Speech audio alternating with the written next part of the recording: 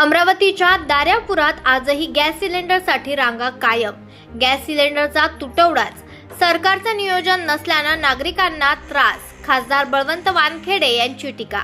अमरावतीच्या दर्यापूर शहरात आजही घरगुती गॅस सिलेंडरचा तुटवडा आहे। सकाळपासून गॅस सिलेंडरसाठी मोठ्या प्रमाणावर रांगा या ठिकाणी लागलेल्या आहेत। जवळपास 500 ते 700 मीटर पर्यंत खाली सिलेंडर घेऊन नागरिक दर्यापूर या ठिकाणी सिलेंडर घेण्यासाठी पोहोचलेले आहेत।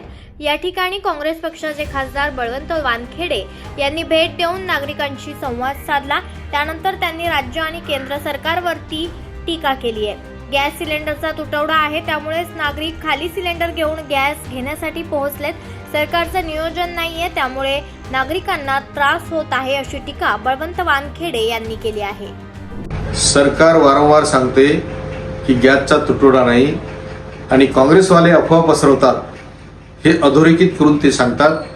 परंतु आज जर हे चित्र पाहिलं तर सकाळी 4:30 वाजतापासून 3 वाजतापासून आलेले लोक रांगेत आहेत आणि आपण जे हे दर्यापूरच्या ठिकाणची जर रांग पाहिली तर आपल्याला लक्षात येईल की लोकांकडे जर गॅस असतात तर एवढ्या रात्री येऊन कशासाठी उन्हीत त्यांनी रांग लावली असती, हा माझ्यासमोर प्रश्न आहे।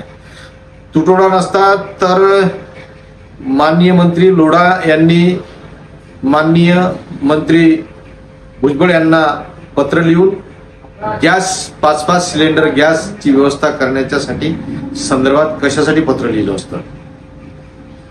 गॅसचा जर तुटवडा नसता तर अकोल्याचा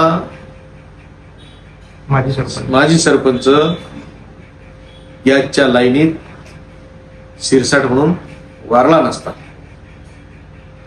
गॅस जर असता तर लोक एवढ्या उन्हातात ते राहिले नसते। म्हणजे हे पुरावे आहेत।